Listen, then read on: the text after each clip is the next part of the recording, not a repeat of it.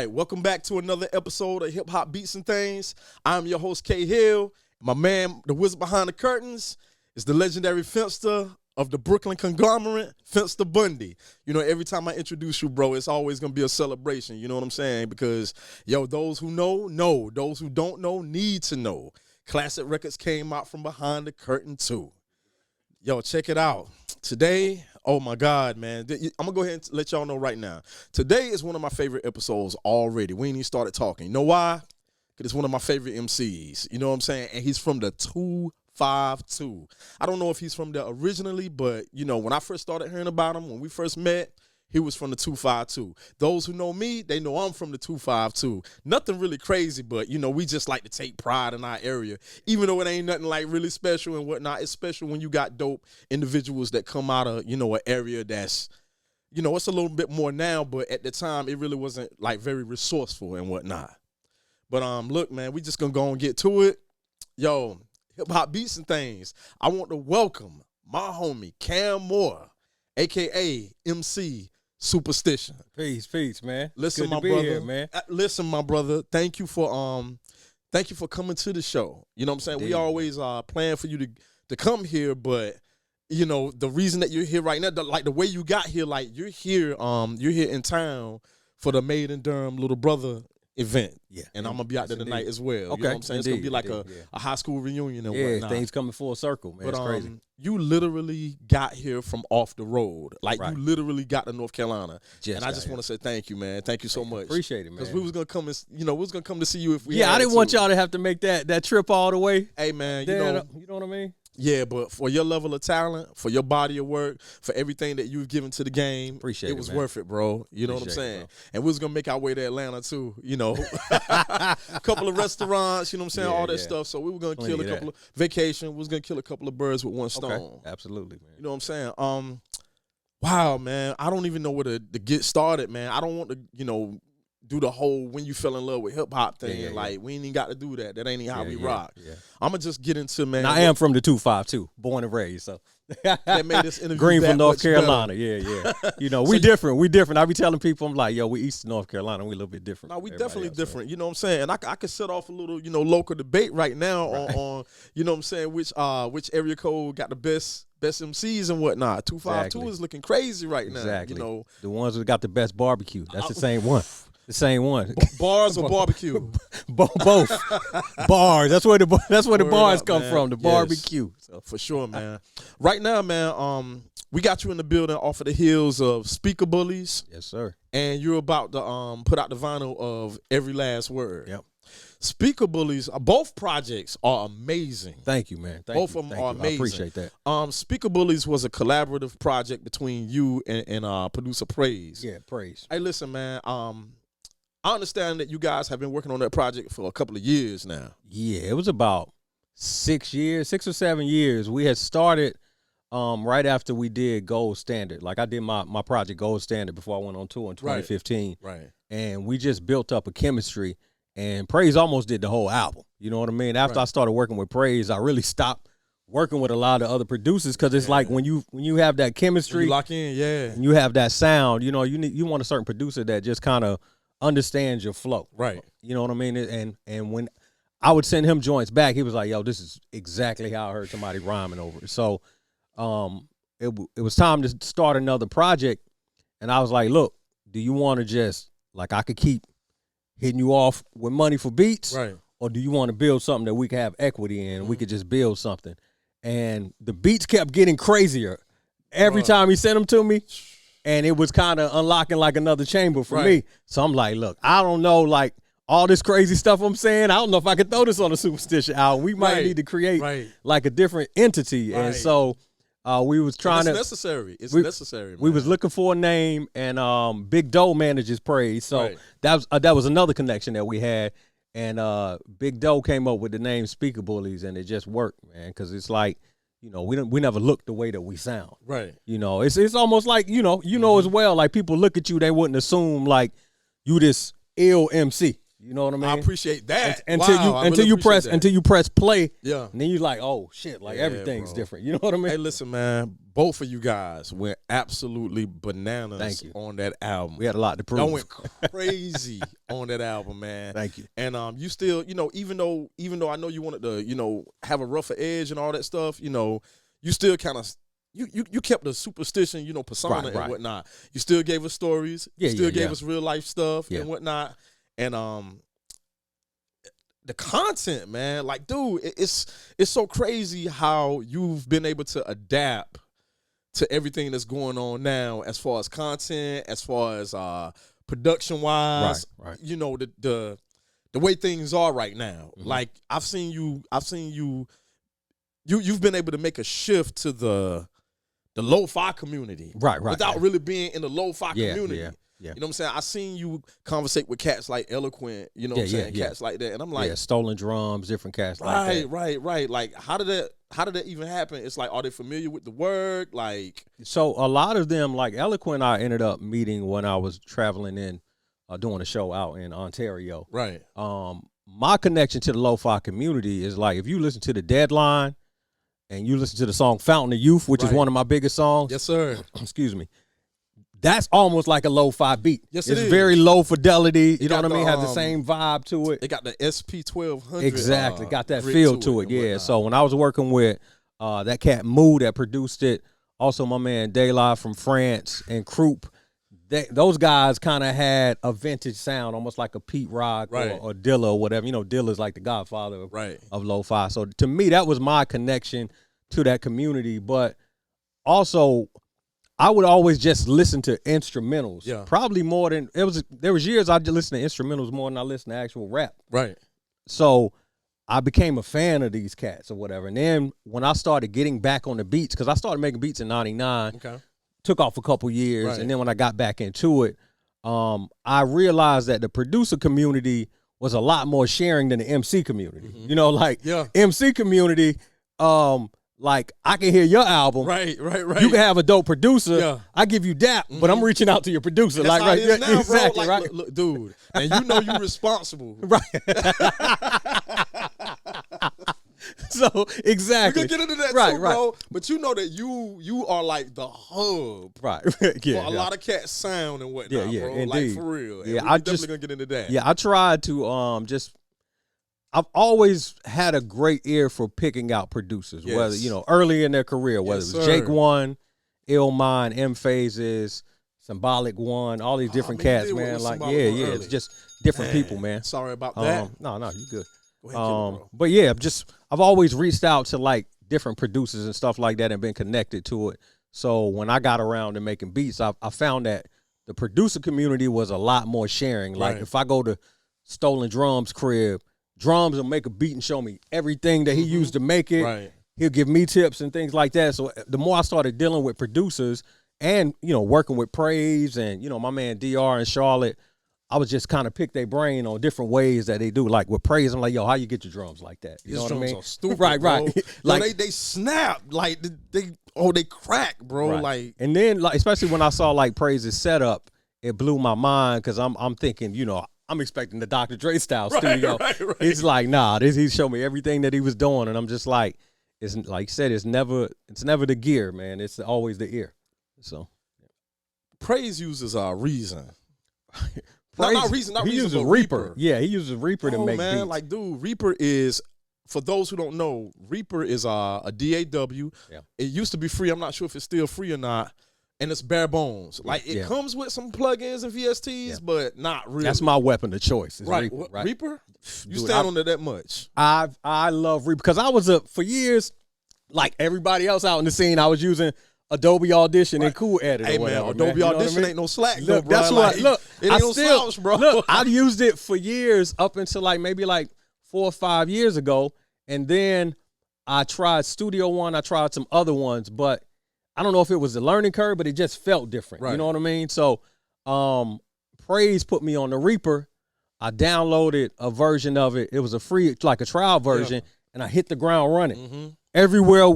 Everything was where I needed it to be. Right. And I just never turned back after that, man. So I love Reaper. He was like the first cat that I seen that really stood Yeah. on Reaper. Yeah. You know, Yeah. and I'm like, he's getting that out of this. Right. And then you really backing it up right now. Yeah, Like, yeah. it's So crazy, I don't man. make beats on Reaper, but I do all my vocals Right, and right, recording right. in there and stuff like that. Because he has, it's crazy, he has a machine, a native instruments machine, but Right. he don't use it.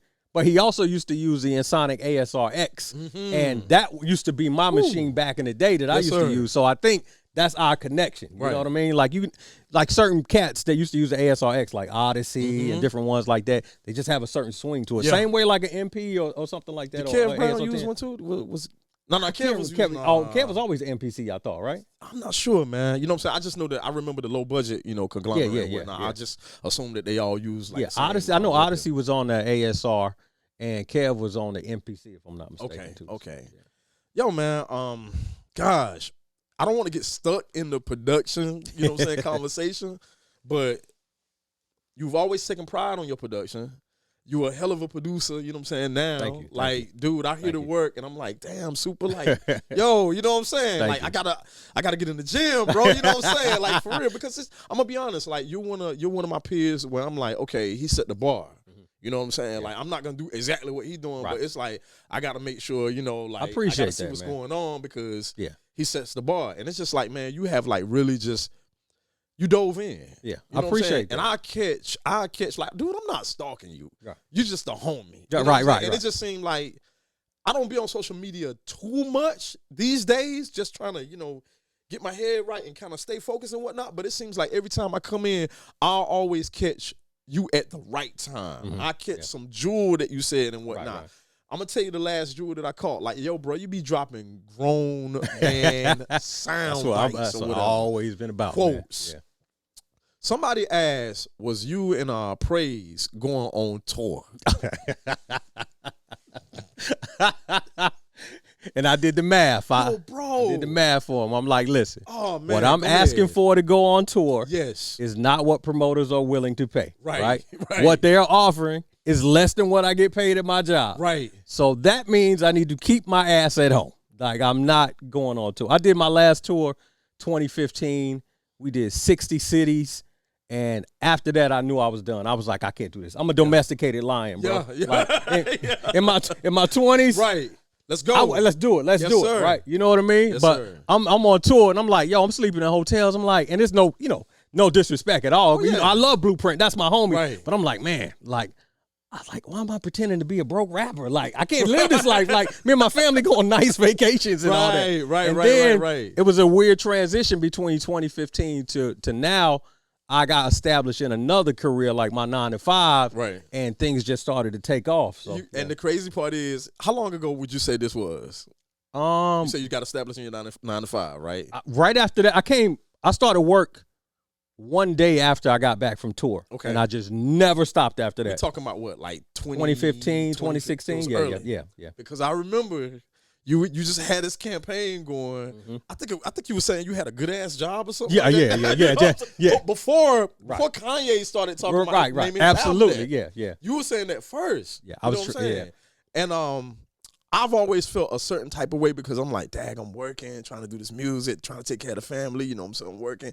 And it's just like you came in and you was like, nah, I got a good career, I got a good job. I'm gonna still give y'all some music, but my priority gonna be over here right now because you know what I'm saying? Absolutely. And, I had to undo a lot of stuff that I was taught early on, because we was taught earlier on, you either gonna do your music or you gonna work a job. Right. Like, you can't do both because this is your dream. You gotta quit your job. Right. Worst advice I ever received in life, sir. right? Yes, sir. Because Yes, sir. you can do both. Right. And I always say this and tell people this story.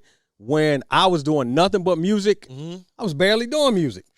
I was chilling around the house. Right. Playing games on the internet, blah, blah, blah.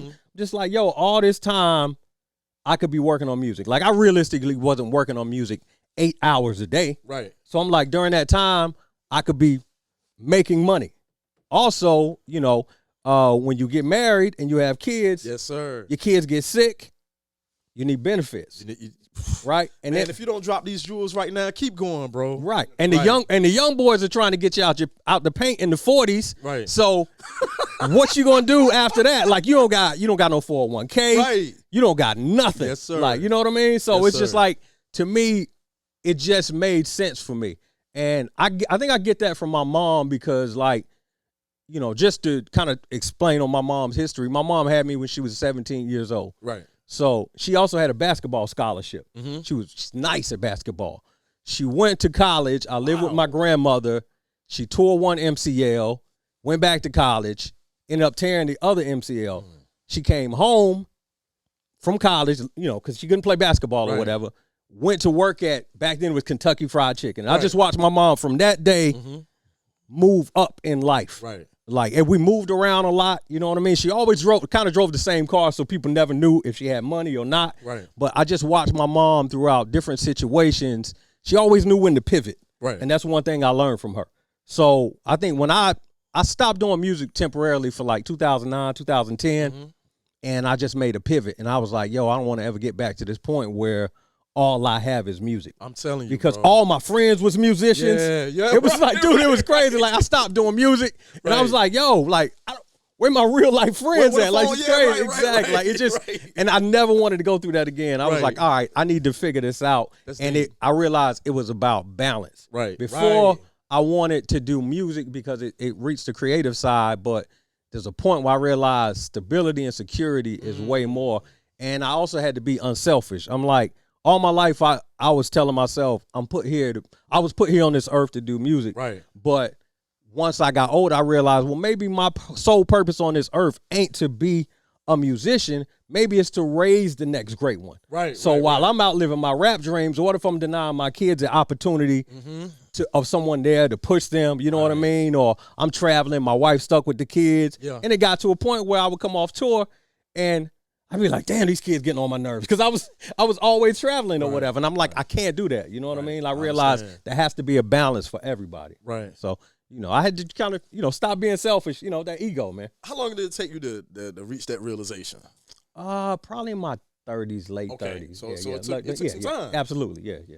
Now, this young lady over here has been with you through it all. 23 years, man. Through it all. Yeah. Since the first album, and even before that. And you guys been able to, weather that process. Right. Tell our listeners how important it is to have a partner to kind of, stay in the gap with you through all of that and whatnot. And, what does balance really, feel like? You ain't got to go deep. We're going to get back on the music. Yeah, for sure. These are things that I like to touch on, for other artists, for younger cats coming up, for people who in it right now to kind of learn how to gauge. You know what I'm saying? So. For one, like, my lady keeps me really, really grounded. And that's what I love about her. And I love about my family, because regardless if I'm Supastition, if I go home to my family in Greenville or go home, they don't care about that. Right. You know what I'm saying? Right. They be like, nigga, you Cam. You know what I'm saying? My kid's like, you daddy. My daughter, I was working on an album. My daughter was like, what you gonna rap about? All you do is go to work and make smoothies. Like, you know what I'm saying? Your family will humble you, and you need that. Right. You know what I'm saying? So, and also with having like a strong person in your corner, there's days where you just want to give up. Yeah. You just want to quit. Yes, sir. You know what I'm saying? And with my wife, the beautiful thing about it is that no matter how crazy my dream was, just kind of paraphrase it, she's kind of like, just make it make sense, right? Right. Just don't make us struggle. Don't make us homeless, right? Right. You know what I mean? Man, so I got to a point where, I traveled, and she was in my corner so much. And then we had a real conversation one day, and she was like, you've lived your dreams. You know what you want to do. I need to figure out what I need to do. Right. So when I came off of that tour in 2015, my wife, she loved like nails and stuff like that. I was like, look, I'll put you through school. You get your certification or whatever. I'm chilling. Right. Music, we're gonna make you the priority. And sure enough, so now she's established in her career. She's making bread. Right. We making bread. So it's like moving on up. It's moving, man. Side. I'm telling you, two income family is beautiful, bro. I'm trying to tell you, man. I'm telling you, man. Nah, I definitely went through it. You know what I'm saying? For sure. Mine stuck with me. Thick and thin and whatnot, man. And it's just important to have that. You know what I'm saying? Somebody that's willing to endure that with you. And I see how I just, and I'm not gonna stay too long. I just want to talk about the things that I see. I see how you publicly lift her up. You know what I'm saying? Yeah. I remember you guys had a dark moment where she was going through cancer. Right. Yeah. Yeah. I seen how you know what I'm saying, you put out there, lift her up, you know what I'm saying? When things got better, you celebrated her and all that stuff, man. I just think it's dope. Yeah, appreciate that. I think it's dope. One of the main things with that, you know, and you know, we didn't do like I didn't do that for sympathy. Right. You know what I'm saying? Like, but one of the main things, and she can attest to this too, is that a lot of people go through things silently, right? So as do I. Right. After she went through her cancer situation and beat cancer, there were about 3 or 4 friends that reached out to me and her, saying, "Hey, you know, my wife has cancer," or you know, or a woman would be like, "Hey, I have cancer." Right. But it's kind of once you put that out there, people know they don't have to go through it alone. Right. So I've been able to help people through their situations and things like that.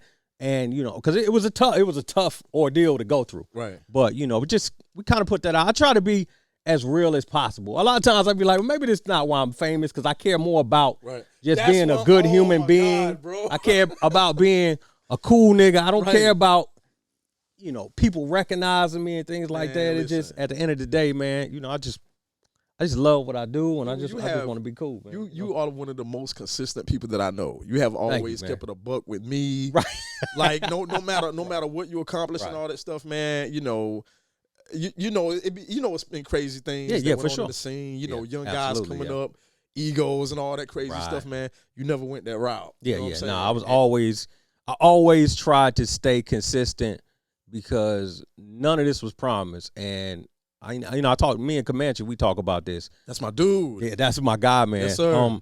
We always talk about, I was like, dude, I'm from Greenville, North Carolina. Everything that I've done shouldn't have been possible, right? Like, oh, man, like back when I came up with, there was no rappers on the scene from Greenville, North Carolina, or whatever. Like, Petey ended up coming out later on because he originally from Greenville. Right. But when we were coming up, man, we were happy to see Yag Fu or Omniscience. Like, that was everything. Like, that little spark, we like, yo, it showed us there was a way. And you know what I mean? You know, not too long ago, we had my man Omniscience on the podcast. Shout out to Omniscience, man. Yo, man, that's my dude, man. Oh, man. Every time we talk, bro, you know what I'm saying? He always mentions how he's seen an interview of yours. I think he even mentioned it on the podcast. I'm not even sure.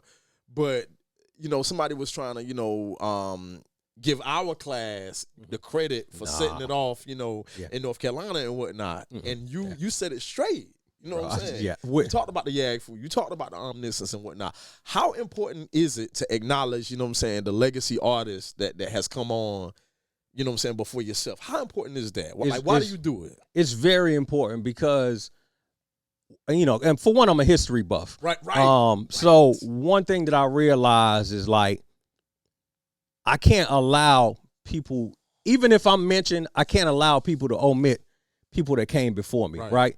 Because there could be artists that was in our scene and people will be like, yo, you know, you guys really, you know, you did it for North Carolina and this and that. Right. And as long as they get mentioned, they don't care. Right. It's just like, it's almost like, imagine if cats came to Nas and was like, yeah, you set it off for Queensbridge and blah, blah, blah. And he just ran with it. Yeah. Like, for me, crazy, for me, it's always important to know, like, when people start talking about North Carolina hip-hop, and I'm like, look, Omniscience had the first hip-hop quotable. Yeah. You know what I'm saying? Yes. And me, I'm a student of North Carolina hip-hop. I remember Character Assassins from The Source. Man, give me that, bro. Unsigned Hype. Shout out to my bro, Rick Marvel, man. Wow. It was from Fayetteville. Like, Rick was part of Character Assassins. Yeah, Rick Marvel was part of it. I know about Character Assassins. I didn't know that. Yeah, and I'm familiar with Rick Marvel. Yeah, Rick. I didn't know he was part of Character Assassins. That's when he was in Fayetteville. Yeah, man. Yeah. So I always try to show love to cats like that. Yag Fu, my man, Spinforth. Yes. It's always like 6 degrees of separation. Like, we was all connected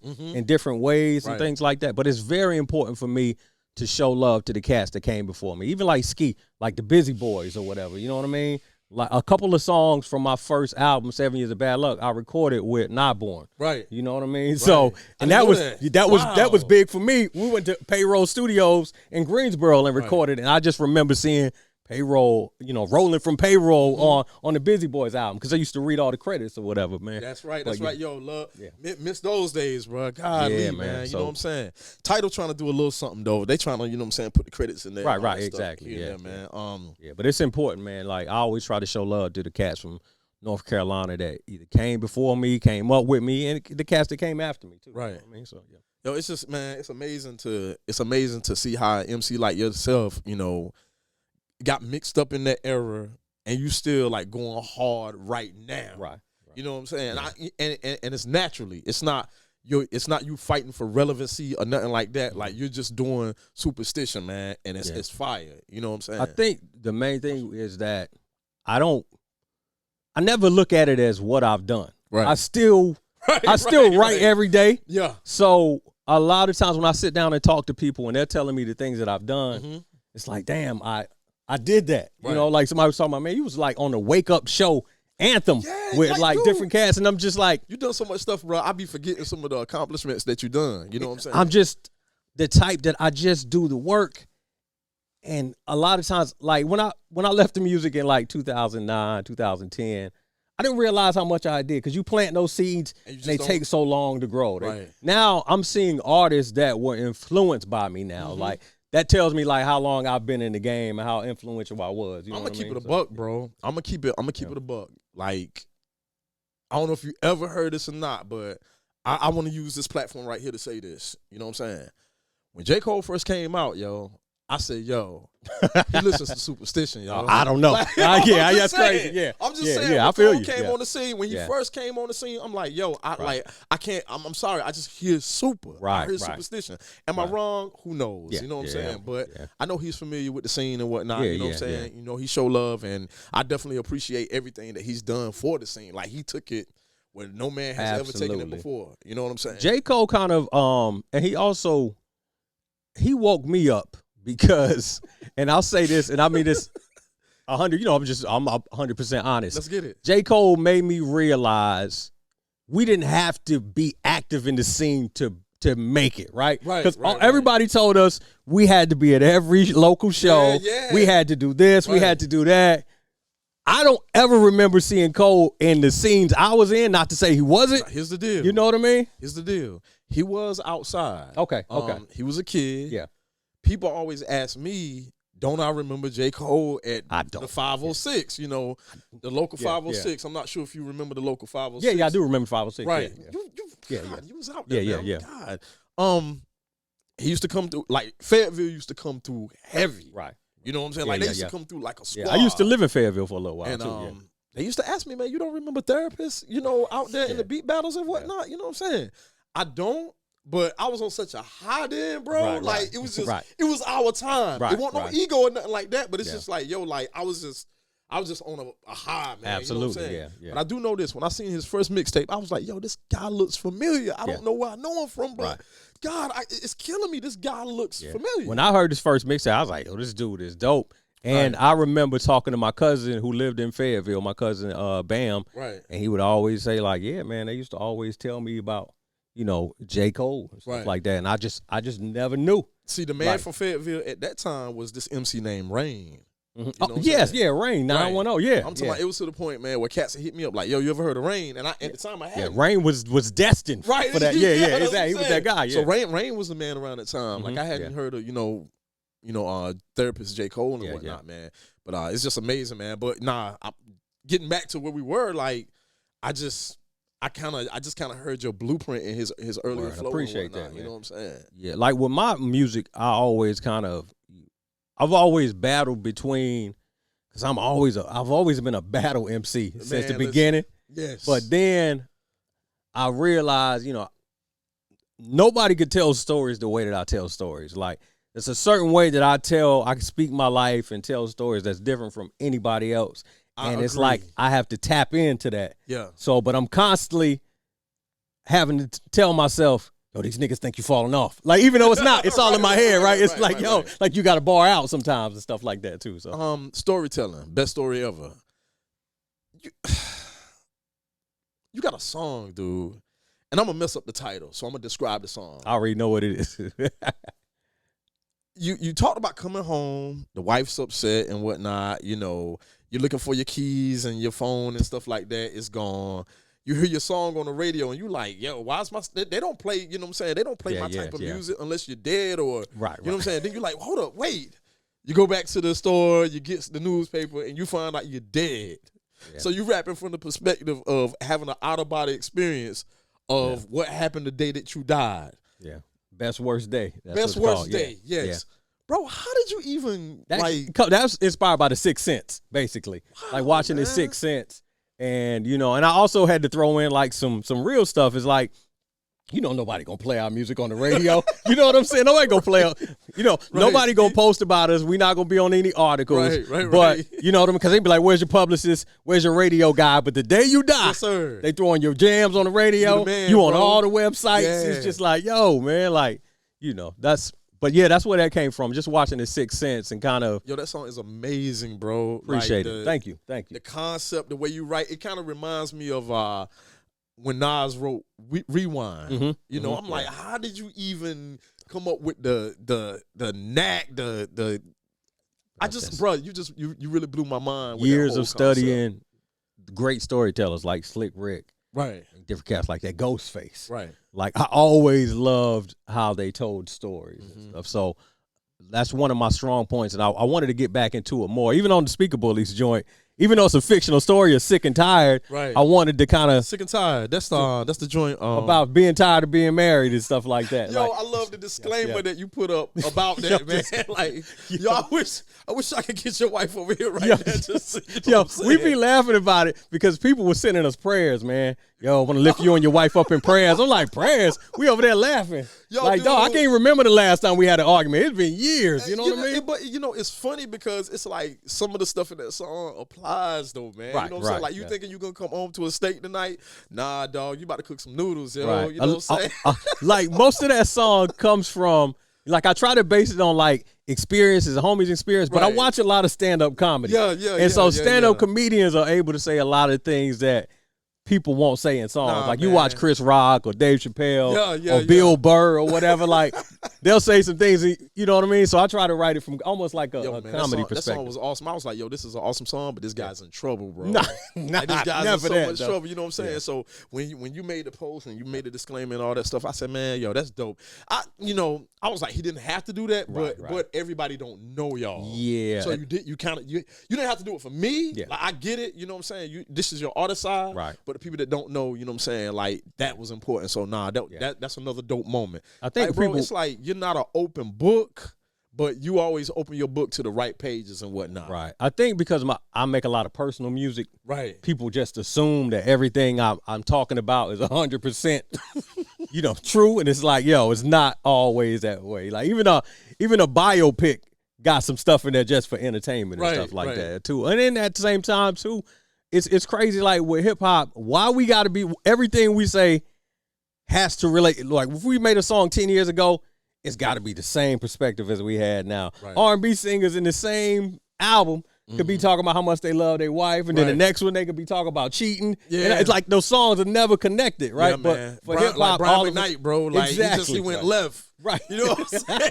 For hip hop, it's like everything we say got to be fact, and it's got to be true or whatever. It's like it kind of takes the creativity away from it. So I try to just keep being creative and just man. But you would take real life situations and you'll make it creative. You'll make it entertaining, man. And it's like the timing that you put out some of these jams, it applied to me. Mm-hmm. And it applied to a whole lot of people. That's how you know what I'm saying? That's why so many people like that's why your fan base is what it is.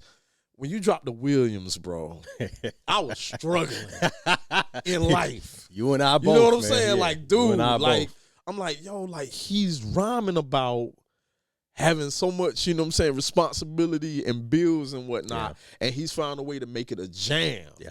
You know what I'm saying? Like, dude, like, and you, what was that? That was was it on the OK Player? The OK Player, True Notes. Your albums, was it on Chain Letters? Not what it was originally supposed to be on Chain Letters. Okay. But I had the song, the demo version, and it had circulated everywhere. Right. Like Tay had it, Knife had it, all these people had it, and they had the OK Player contest.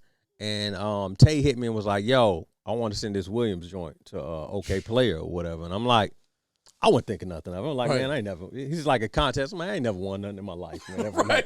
You know what I mean? They hit me back and was like, yo, they putting it on the album. I was like, oh, shit. So that song to me was a turning point because it gave me like really like national attention over some dope production. Like 7 Years of Bad Luck gave me some attention, but the Williams especially like doing the Williams and then following up with like the Deadline and Chain Letters, it was just consistent and it made people pay attention to me. Man, yo, dog, those projects, right? The producers that you started running with, I forgot the name of the clique that they had, man. Gosh. The Wax Reform cats? Yeah, that was Moonshine, Illmind, D Minor, M Phases. Also, Emilio Rojas was part of it for a while too. Right. Yeah. The Wax Reform, Yeah. bro. Yep. That was a dope name. Yeah. But the first time I heard these cats production, it was from you. Mm-hmm. The first time I heard Jake One, it was from you. Oh wow. Okay. You know what I'm saying? Yeah. I think I might have heard Marco earlier. You know what I'm saying? But the thing is, man, a few of these producers went on to do like some major industry production and whatnot. Mm-hmm. You know what I'm saying? Yeah. And I just remember hearing these guys from you. Right. You know, Jake One, like I think around the time, I don't know, man. It's like, can I be honest for a moment? Yeah. It seemed like when they went industry, you know what I'm saying? I don't know how y'all relationship was, but I know as far as you and Jake One, it seemed like there was still like, you know what I'm saying, some kind of connection and whatnot there. Yeah. Like when Rock Cocaine Flow came out, Mm-hmm. it seemed like that was around the time that Hate My Face came out. Right. So the production styles like was still aligned and whatnot. So a lot of that, and I'm always be real. I'll keep it a buck. It's just about cool ass dudes, right? Right. Like M Phases told me early on he wanted to be famous. Illmind, I already knew what he wanted to do, right? So these dudes were making underground beats to get where they were going. People have to understand that, regardless. It's hard to understand though because these guys made some incredible hip hop. Yeah, but that was just them paying their dues. Right. But I knew then, having this conversation, at some point we were gonna have to separate. Right. Because I didn't want to be famous. I never wanted to be famous. Right. I just want to make dope music. Mm-hmm. So I knew at some point they were gonna get opportunities. Right. Now, what they chose to do after the opportunities, like I never expected anybody to reach back. Right. It would have been cool, but I never expected anybody to reach back as far as like M Phases and Illmind and cats like that. But Jake has always been a cool dude. Like I was working with Jake before I even met him. I was managed by my guy A1, and A1 was working with Walt Liquor. And Walt Liquor at that time was managing DJ Khalil, Jake One, and Vitamin D. So they would send me beats. Seattle. Yeah. They would send me beats, and I would hear these beats. But then I was like, locally, I can't find nobody that's even close to what these guys is doing. So my standards went up on production. Yo, your standards went crazy. So people were looking at me like, he's fronting on my beats. I'm like, dog, listen. I'm listening to cats you don't even know that are banging these joints out. So I started working with people like that, and I just felt like I had to level up. So you work with Vitamin D. Yeah, I did. I did 2 joints with Vitamin D on when I did the Cam Moy album, the Split Image joint. That's right. That's what I remember too from that was, forgive me for this, Split Image came out during the blog era. Exactly. Yep. I'm glad you with me on that, so you understand what I'm saying. Yeah. That was a weird period, time, right? bro. That was a weird time, man. How did you feel? Okay, and I'm glad you hear the answer. I'm glad you understand the concept of the blog era, the whole movement and whatnot. How did you feel at that time being an older MC? You got these younger kids coming in trying to bring back the 80s. Right. You know what I'm saying?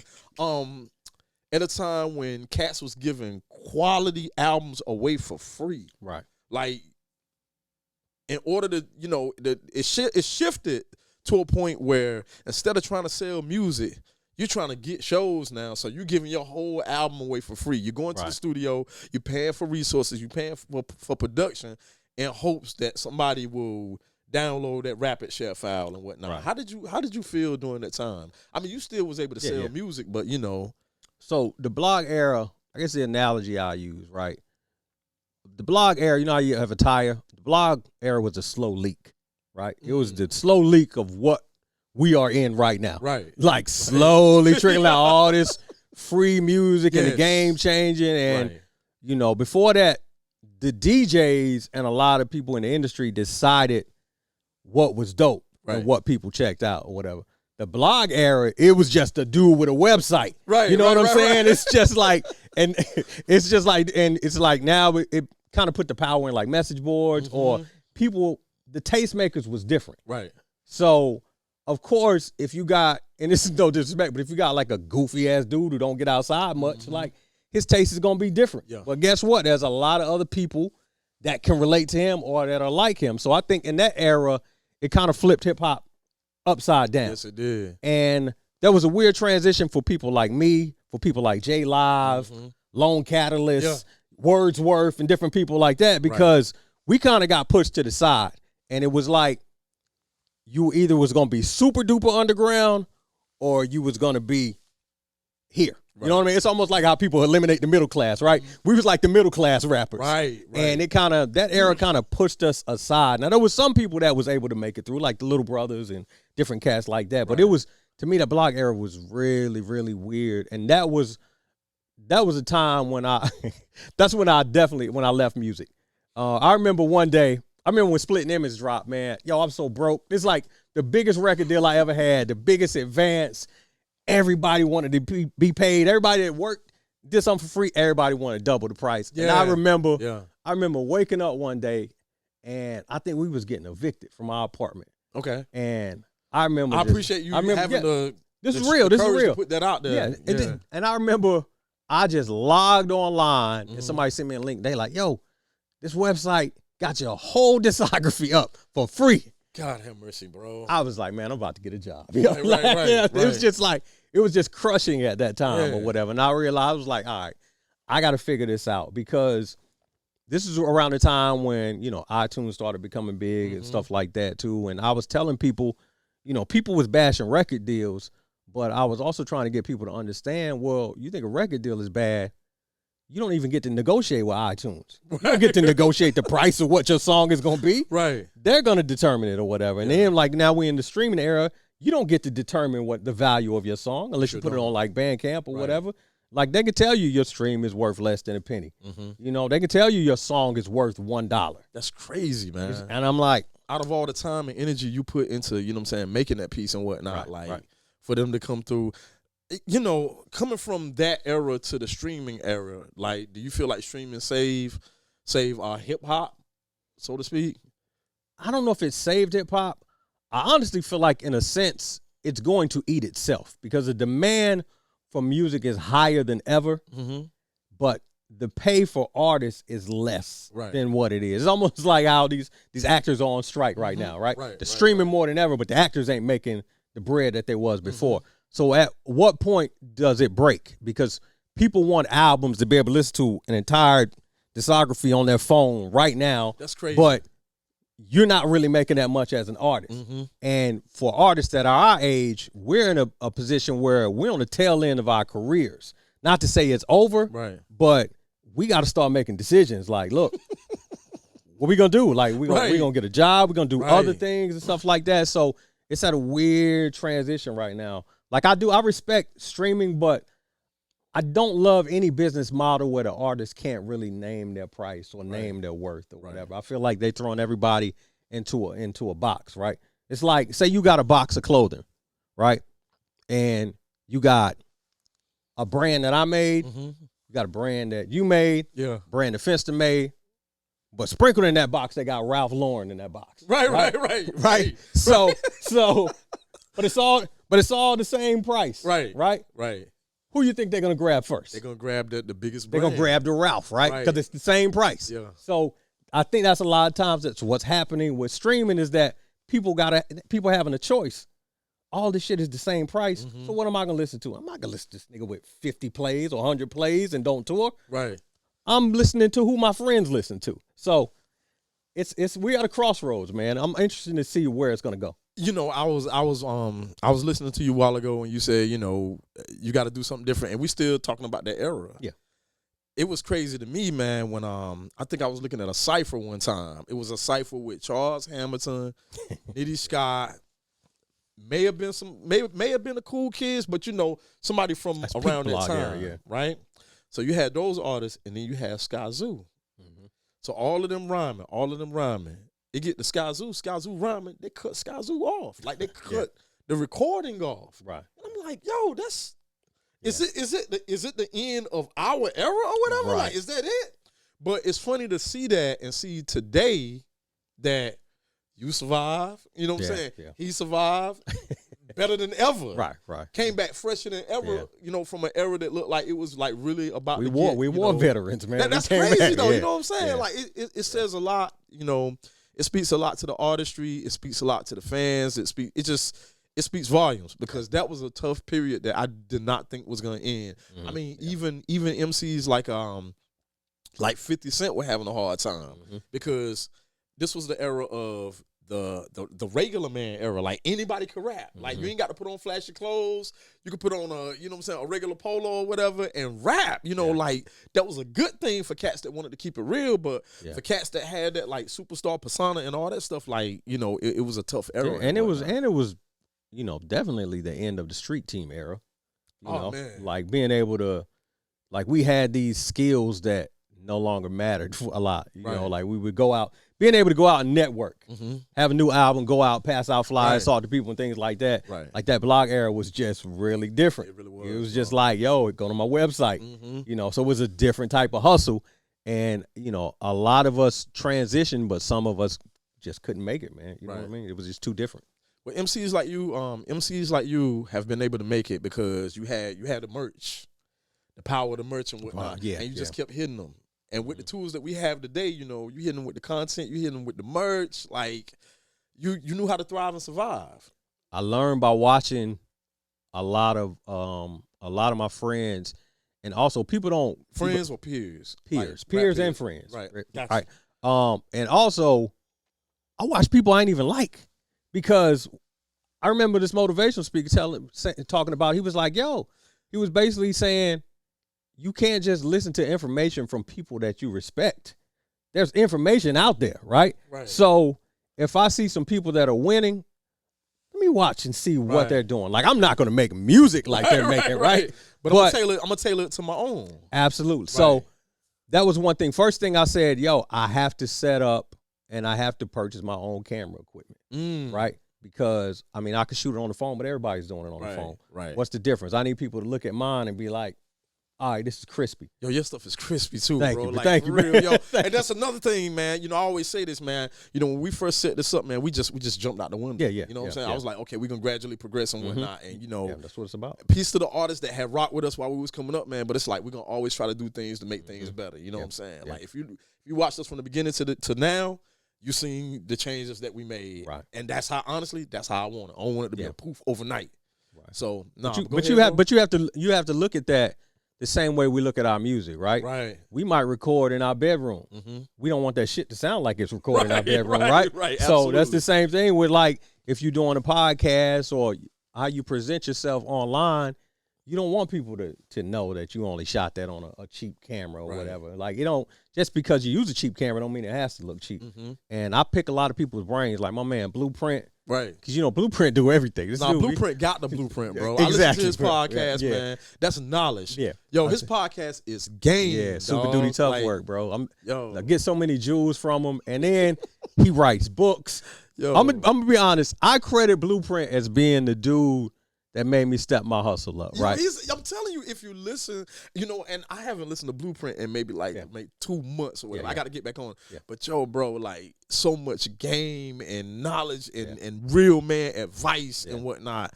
You know, it's just crazy, man. We went on that tour, and I came out. All I was doing was rapping, right. So, you know, I went on before Blueprint, and I come out rapping. They're like, yeah, he's dope. Blueprint comes out. He's playing beats. He got the guitar. Yeah. He's playing the trombone. Yeah. He's rapping. He's singing.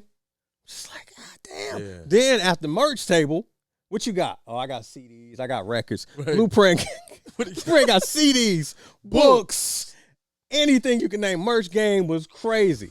I remember, you know, just as a rapper, I wouldn't come out and put out my merch until after the show. Right. Print would sit there from sound check until. And have his merch out. I remember at the end of the night, Print was like, yo, how much you make tonight on merch? I made like $250. Right. What you make? About a G. God. Tell you the next night, I was sitting right out there after sound check and shit like. He taught me, showed me a lot about selling your own merch. Right. You know what I mean? It's just like before, because I used to have my wife selling my stuff before, because she's a hell of a salesman. Right. But I had to learn it. It's just certain things that I pick up different gems and jewels from people that are around me. And like I said, you got to watch people that you don't really like, Right. but you just see their presentation of just how they sounds do funny. things You saying and it all the sounds funny. information that's out there or whatever. Because even if you put it like this, if you get a new machine, right, you're not calling knots. You checking this motherfucker on YouTube who got sir. the stiffest beats you ever heard, but he Right. know everything about this machine. Yeah. So it's like I don't have to like his beats to get the knowledge that he has or Right. whatever. So I look at that a lot in a lot of things that I do as far as music, my presentation, merch, and different things like that, man. Right. So it's important to get some jewels from. Like you just really Other taking place, advantage man. of all the tools and all that stuff Absolutely. that's available at your disposal. And Absolutely, whatnot, man. Like, wow, man. We good? We good? Word up. Man, it was something I wanted. Oh, you know what? Bam. Yo, so you have sparred, man. You have sparred some of the dopest individuals, bro. You sparred with Little Brother several times. You sparred with Royce. You sparred with Elzai. You sparred with Blueprint.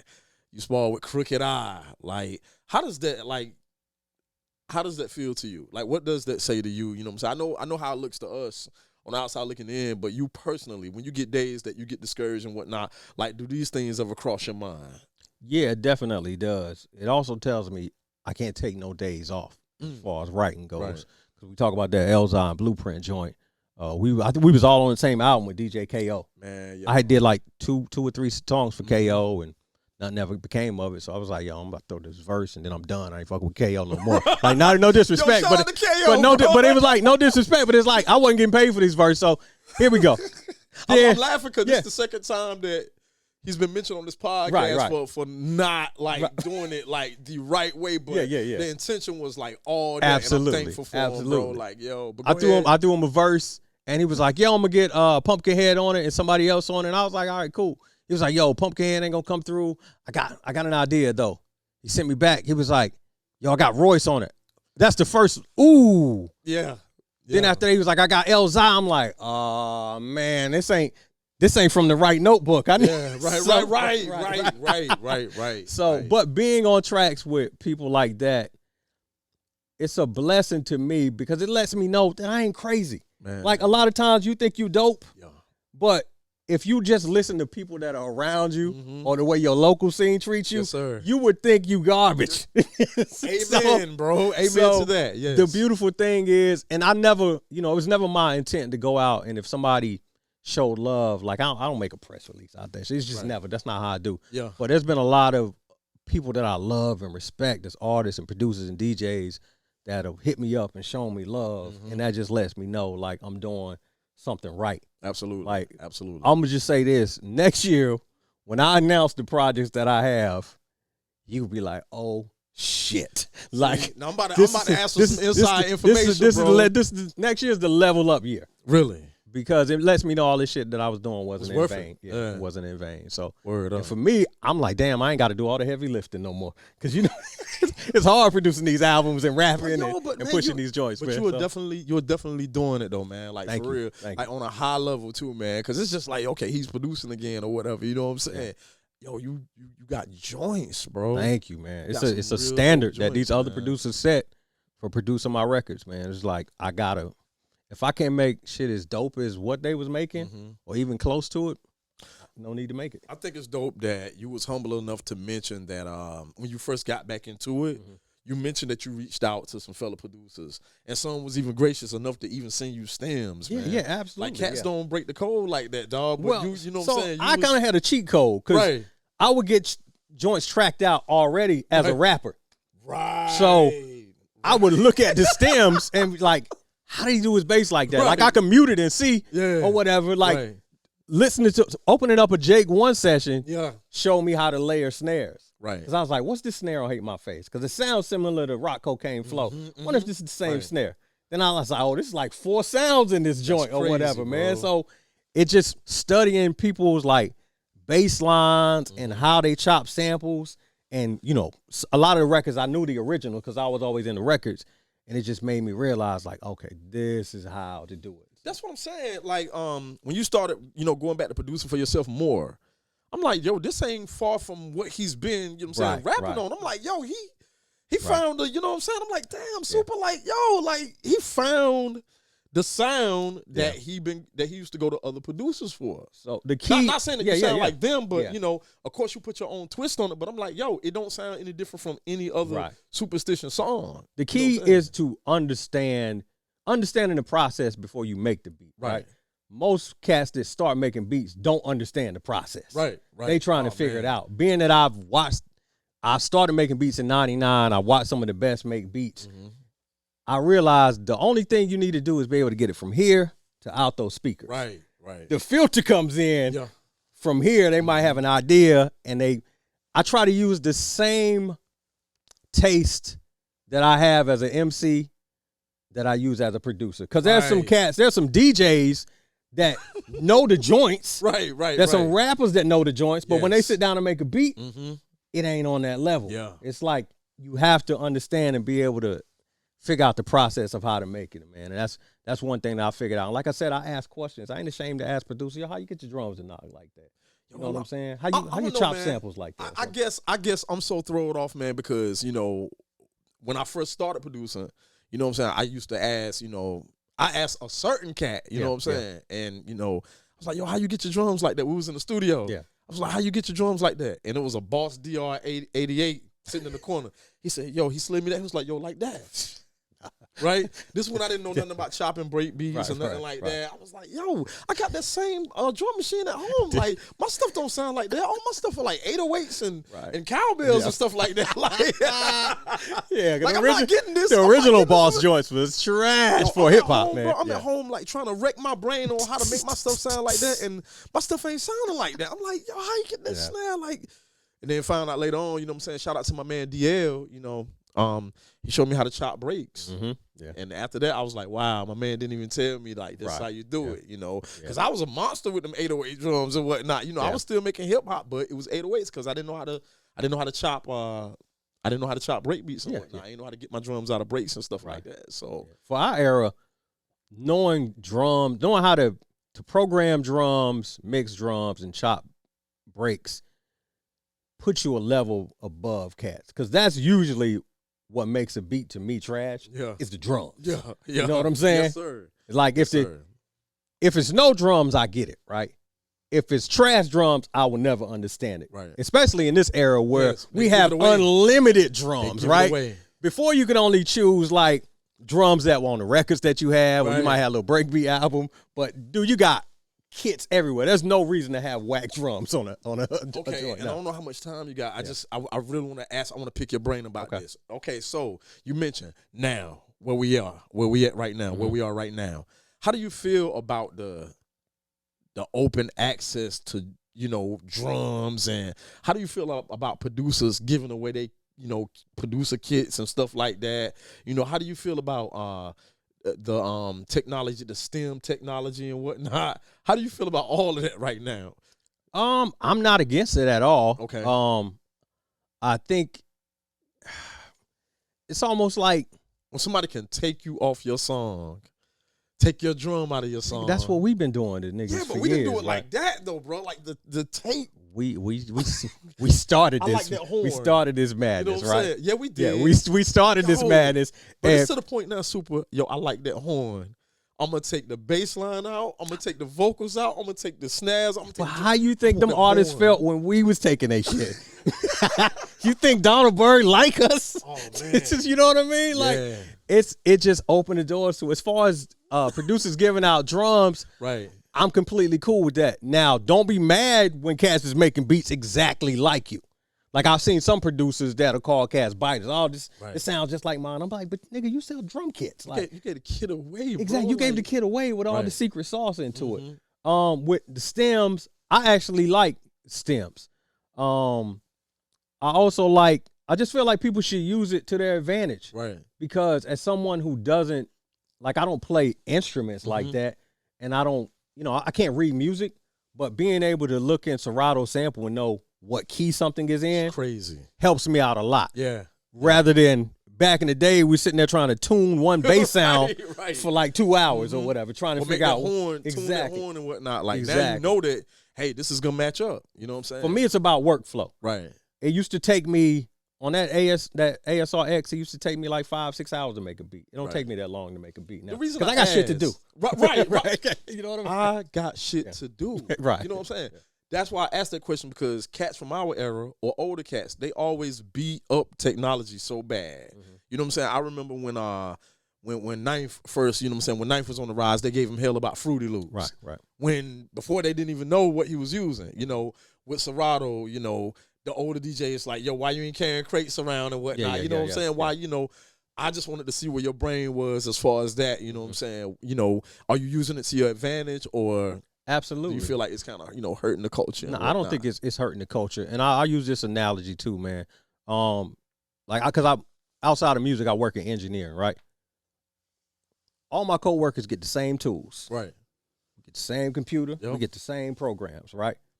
All of them coworkers don't stand out. You got some that are here. You got some that are here. Right. So it's like, it doesn't matter to me. Give everybody all access to it. It's all in here and in our hearts. You know what I'm saying? Like, just because you have what Premier has doesn't mean you're gonna be Premier. Bro. We know plenty of cats like that. I know cats that have been consistently whack for 20 years. You know what I'm saying? And they keep buying more equipment. But they haven't mastered what they have. So, but you know as well as I do, right? You know, you know I'm a real dude, right? No, but you know that one dude that's got the MPC could probably make better stuff than the dude that's got 12 drum machines sitting there. Right. And he hasn't mastered any of it. So it's like, you can keep buying all these. You know how it is. You can become a victim of the plugins. You have 30 plugins. And then at the end of the day, you only use like 3 of them. You know what I mean? That work. So give people all the tools or whatever and let them figure it out, man. They'll drown, bro. Exactly. You will. Nah, man. They real. Look, man, I don't, you know, like I said, I know you down here, you know what I'm saying, for an event and whatnot, man. And I'm going to be honest with you, bro. Like, I think Zoe and Tall Black Guy go on at 3. I ain't sure, man. They started it kind of early. Yeah, I see. Yeah. But bro, like, gosh, man, I'm so glad that you stopped by. I feel like we definitely need to have a part 2. Yeah, absolutely, you know, man. Because I definitely feel like we didn't touch on a lot of you know, other stuff given our history and whatnot, man. But truthfully, I want you to come down here. I want you to have a good time, man. And I'm glad you stopped by. Oh, thank you. Because I'm telling you, I kept saying, Super, I don't care how we got to do it. Right. I don't care, bro. I don't want to do a Zoom, though. That's the only thing. Yeah, it got to be something I don't personal, care how we got to do it, bro. Like, I got to have you up here because, like, you're just one of my you're one of my biggest influence, man. You're one of my favorite, you know what I'm saying, cats and whatnot, man. And thank you. Yo, I definitely appreciate you taking the time out. Oh, it's nothing, man. You know, stop by. Thank you both. Thank you. For the respect has always been mutual, man. KL has always been one of my favorite MCs, man, and favorite people too. And I remember, and I don't know if I ever told you this, when I went to work with Marco Polo, we was out in Brooklyn at his crib, and I remember back in the day, he was like, what's up with this guy, K Hill, man? This guy's, he's dope, man. He was like, yo, but people not talking about him like they should. I'm like, yo, K is dope. I'm like, K is incredible. He's one of those guys, man. I'm just like, I always tell people we're cut from the same cloth. I think because we both from like Eastern North Carolina. I'm from Wilson, North Carolina. Yeah, wide awake Wilson, man. Yeah, so man. We connect. We connect on a personal level, man. You know what I mean? No, I needed that, man. Marco is super dope, man. And you guys together, it's a scary thing, bro. Wait till next year. Oh my God. Dude, wait till next year. Yada, bro. Yada was that an Easter egg for us right there? Yeah, wait till next year. That's all I can say, man. Dope. Everything that y'all done together, man, has been crazy, man. And Marco never fronted. Never fronted. I love Marco. He never fronted, bro. Marco looked out just like you looked out. I didn't have the resources, bro. Yeah. You know what I'm saying? Yeah. It's like you get records from cats. Like, we still got one that's got, matter of fact, we got 2 records that hadn't come out. Like, one, you know what I'm saying, with, you know, other artists, and then one ourselves. But it's just like this, man. When these artists look out for me and give me these verses, I got to make sure, bro, that it comes out the right way. Absolutely. You know what I'm saying? Because it's like, okay, I got a record, you know, with you in words. I'm looking at you, I'm like, yo, man, look at all the stuff Super's done. Look at all the stuff Wordsworth done. Right. I'm like, man, these guys show me love. This record has to come out right. Probably. This can't be no stuff that just get released and next tomorrow. Like, it has to, it either has to get put in a proper place, or it got to come out the right way. You Absolutely. know, and it's I just like, understand yo, until I can find that, and I have found that, but it's like, until I can find that, man, I'm like, yo, I know they probably, you know, irritated with me, or like, yo, I ain't getting this guy nothing else, but I'm like, yo, I have to do this right because of who y'all are and how y'all looked out. Yeah. You know what I'm saying? So, Yeah, I appreciate dude, it, man. Yo, thank you, my brother. Hey, thank you, man. I appreciate it. And we Opportunity definitely to sit look down and when talk you to you. when you put out the new joint, if you go on a press run, yo, come back by. You know what I'm Absolutely, saying? let's Come do it, back man. by, or we'll go down there where you are and whatnot. You know, hit a couple of restaurants. We do the whole shebang, man. But, and I know I done said it 1,000 times. I'm in broken record mode, man. But yo, bro, keep inspiring. Thank you. Keep inspiring. Thank you, and yo, I'll see y'all later on. I hope y'all have a good time. Indeed. And I hope I didn't do too bad. It's just that this is the one time where it's like, look, I'm a little bit in fan mode right now. You know what I'm saying? Like, this is my dude, but at the same time, I'm like, man. because you high quality. And Appreciate I want that, to man. everything that That's you amazing have to going hear. on, high quality. Appreciate it. So, my brother, I'll talk to you later. Thank you, bro. All right, y'all drive safe.